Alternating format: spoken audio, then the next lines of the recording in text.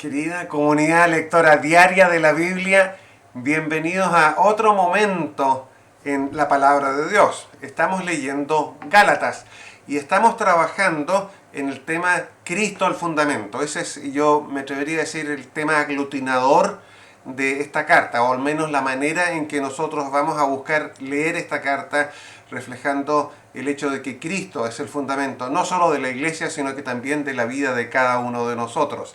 ¿Qué es lo que hemos aprendido ya en nuestras primeras 3 sesiones? Primero que nada, Pablo nos ha desafiado a identificarnos tal cual Cristo nos ve.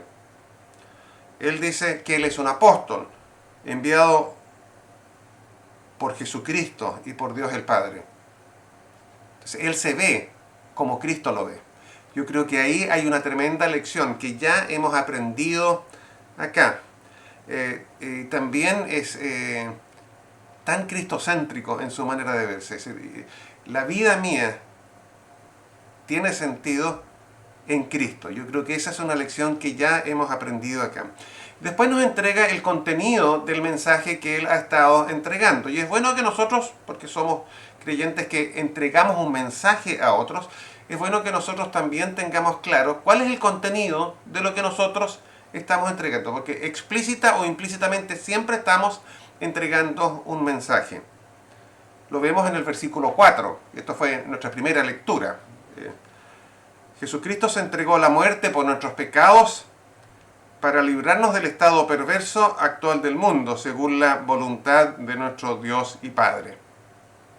El mensaje tiene que ver con Cristo, tiene que ver con su venida a este mundo, a liberarnos, a darnos una oportunidad de reencontrarnos con Dios. Eso es lo que Cristo vino a hacer. Habla de la cruz y habla de que esto es el plan de Dios. Es decir, el plan de Dios es el plan de Cristo y es el plan que Pablo comunica al resto de la iglesia. Después nos dimos cuenta de que él está asombrado porque hay personas que están abandonando este mensaje central de Cristo para ubicar otras cosas. Estoy muy sorprendido que ustedes se hayan alejado tan pronto de Dios que los llamó mostrando en Cristo su bondad y se hayan pasado a otro evangelio. Después dice, es que no hay otro evangelio. Ustedes dicen, no, es que es otra manera de entender el evangelio. No, el evangelio se entiende de una manera. El evangelio se entiende a la manera de Dios. Yo no puedo modificarlo, adaptarlo a mi gusto particular. Porque si yo lo adapto a mi gusto particular, tú también tienes el derecho de adaptarlo a tu gusto particular y al final van a haber tantos evangelios como personas hay. Van a haber tantos Cristos como personas hay. Y Cristo pierde su esencia. Yo tengo que entender a Cristo a la manera en que Él quiere ser entendido. En vez de que yo lo moldeo a mi gusto, yo moldeo mi vida a la manera de Cristo. Y lo que tengo que entender de Cristo es que Cristo vino a este mundo a rescatarme, murió por mí en la cruz, y a través de ese rescate, esa muerte de Él, hay posibilidad para mí de reencontrarme con Dios si confío, me acojo a este rescate que se entregó por mí. Y él dice, claro, que él no está buscando la aprobación de los hombres, sino la aprobación de Dios. Y espero que tú también tengas la misma actitud. Nosotros, en nuestra relación con Dios y en nuestra relación con los demás, tenemos que siempre buscar la aprobación de Dios. Eso es lo importante en la vida. Eso no significa que yo me aparto de los demás, todo lo contrario. Como creyente soy llamado a vivir cercano a los demás. Mi vida tiene que ser un modelo, tengo que ser un cristiano en ese sentido que ama a los demás. Y eso tiene que notarse en la manera en que vivo. Entonces, eso es como, yo me atrevería a decir, el principio clave, que yo no invento la manera en que me acerco a los demás. Yo lo hago a la manera de Cristo. Acá, en la lectura que tenemos hoy día, él comienza a hablar de su propia historia. Él dice que el evangelio que yo anuncio no es de invención humana, yo lo recibí de Dios.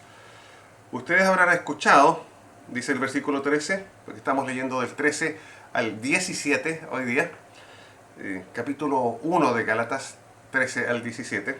Dice, ustedes habrán escuchado cuál era mi conducta anterior en el judaísmo. Y él no tiene ningún problema. Dice, yo era un perseguidor de cristianos. Lo que buscaba era meter a los cristianos en la cárcel. Y procuré destruir a la iglesia de Dios. En el judaísmo yo era muy avanzado. Dice, yo dejaba atrás a muchos de mis paisanos de mi misma edad, porque era mucho más estricto en mantener las tradiciones de mis antepasados. Ese era mi estilo. Pero Dios me sacó de eso, dice. Pero Dios, que me escogió antes de nacer, tuvo bien llamarme para anunciar su evangelio a los no judíos. Si de mí dependiera, yo hubiera sido un perseguidor de cristianos, pero Dios me llamó a ser un evangelizador en nombre de Cristo a otras personas. Esto es un cambio radical, un cambio de 180 grados en la vida de una persona. Y él dice que el evangelio que él comunicó al resto no fue un evangelio que él recibió de personas, sino que lo recibió directamente de Dios. No fui yo entonces a consultar a ningún ser humano, ni tampoco fui a Jerusalén a ver a los que eran apóstoles antes que yo. Por el contrario, me dirigí sin tardar a la región de Arabia y a Damasco, territorio virgen, donde no había influencia cristiana, donde él predicó por primera vez el evangelio. No sé si te das cuenta, el evangelio no es construcción nuestra. El evangelio es algo que hemos recibido de parte de Dios. Entonces, ¿qué tenemos que hacer nosotros con este evangelio? No modificarlo a mi gusto, a mi paladar, porque significa que el evangelio de 1950 sería diferente al nuestro, porque la situación era diferente en 1950 y habría sido diferente al evangelio de 1500 o al evangelio de Pablo. El evangelio es uno y lo aplicamos a las situaciones que nos toca vivir. Pablo lo aplicó en su época, nosotros tenemos que aplicar el evangelio a las situaciones que nos tocan vivir hoy día.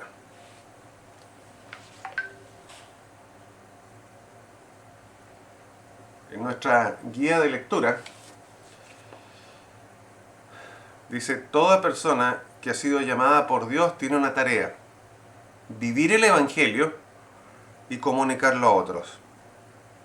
Y yo me pregunto aquí, y me pregunto a mí, ¿qué evangelio comunica mi vida? ¿Cuál es el mensaje que entrega mi vida a otras personas?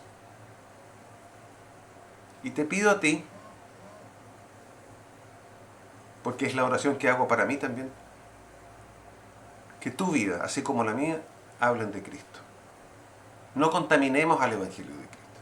Dejemos que el evangelio de Cristo, puro y sin mancha, sea el que nuestra vida está comunicando. Que Dios te bendiga hoy día en esta lectura que has tenido de Gálatas.